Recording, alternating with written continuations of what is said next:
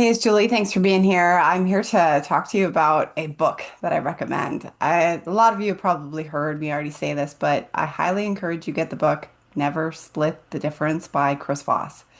Just a couple of highlights from this book that have helped me so much is it really helps you figure out how to ask open-ended questions.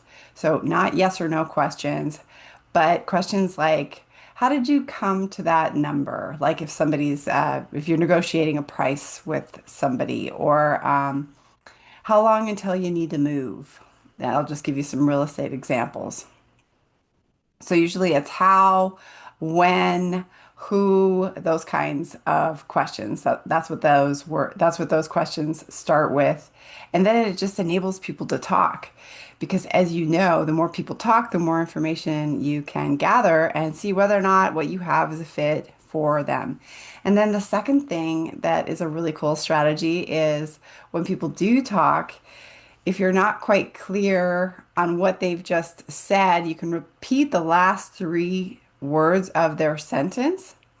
And what that does is it stimulates their brain to talk more. So sometimes you don't even need to ask a question like, what did you mean by that? Which is probably kind of a direct question and probably not a great question to ask. But let's say somebody says, well, we really need to get out of this place. Get out of this place? Yeah, we're behind on our payments a couple months, and it's just time for us to move on. We're moving in with my aunt, blah blah blah. Like it go on, go on, go on. And so that's just an example of how you can use that strategy.